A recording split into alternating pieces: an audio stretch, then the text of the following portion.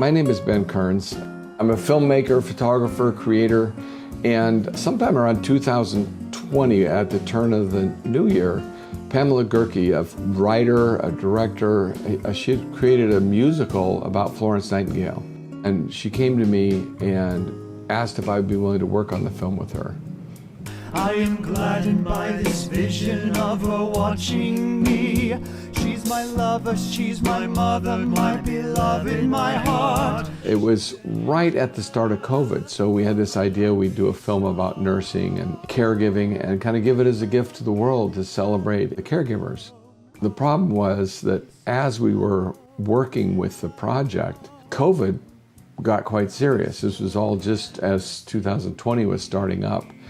And the actors basically mutinied and said, we're not getting in the same room with each other. It's dangerous for choirs to sing, and we would be on stages singing to each other while he's filming.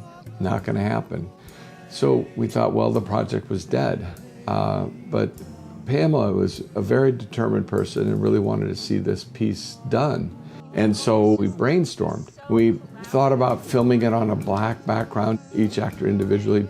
We thought about filming it on Zoom, but the problem with Zoom is that it had a delay, and so with the singing, it wouldn't quite match up with the dialogue. So we thought Zoom's not gonna work. And so I suggested, well, what about using green screen?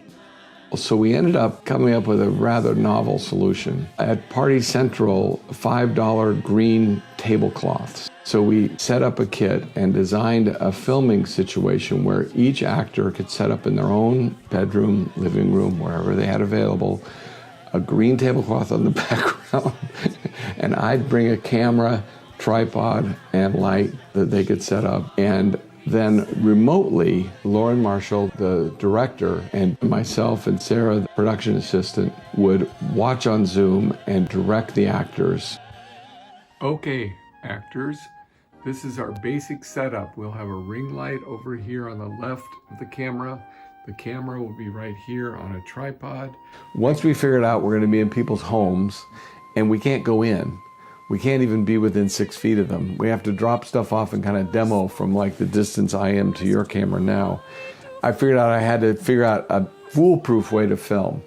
So I turned to my Sony A7 Mark III, and I put everything so it could go into a bag. So I could put this on the front porch, the tripod on the front porch, the light in a bag on the front porch, and a stand.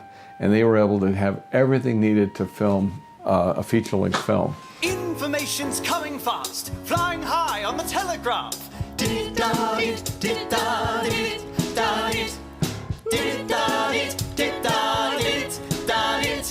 So we have a scene that we're filming, and it's 12 actors waiting on a train track for Florence to come into the station. They're all there to celebrate her.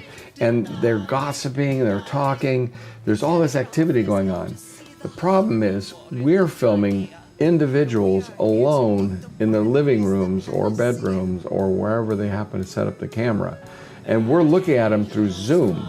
And it was almost impossible to figure out where people are gonna go. So before we even filmed, Laura drew out these storyboards so that you could see that we start and we have a telegraph operator, and then we have these people singing together, and then this character comes in. And then Lauren was able to say, Casey, Jared is to your left, so when you talk to him, look to your left. But then when you turn and you're listening to Casey, he's on your right, so you're gonna be listening this way. Without the storyboard, the actors would not know what's around them. They're in a room alone with a green screen on the wall, and we're on Zoom all the way across the city somewhere, or across the country, directing them. We wouldn't know how to direct them without storyboards. So storyboards are incredibly important. Camera rolling. Act 2, Scene 6, Kiss Your Shadow, take 1.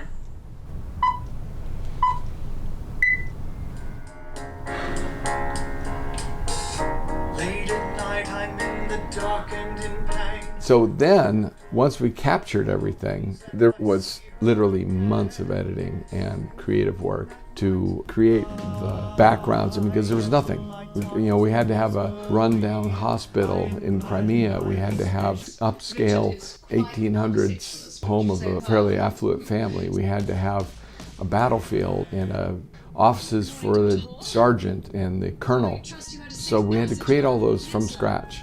I went and found a shot that I had of a warehouse space, and I thought, well, this I could build into a hospital. It had windows and kind of a rough, and it looked like it could be from the 1800s, because it really didn't look too specific. So then as I start building it out, I added some crates to it. So here's some crates popping in the background. Then I started adding some beds in. So here's stills taken from the movies of the various actors. We only filmed 4 actors for this scene, but we needed to have 20 or so going back into space, because the idea is she's coming through this huge space. So then as I go up, you see that there's more actors coming in here. So then I needed to add some tone, shadow, and then eventually I needed to change it to look like nighttime. Then when she comes in with a lantern, her warm colored lantern will look good against the bluer colored background. Very early on, we decided to do a very painterly approach, not trying to make a literal representation of the scene, but rather take some liberties. And so thus there's scenes where people are inside gilded frames. People are pictured on plates and as artwork, and then they start singing. They come out of these worlds and just begin singing. So we wanted to kind of have a whimsical and fun side to it as well.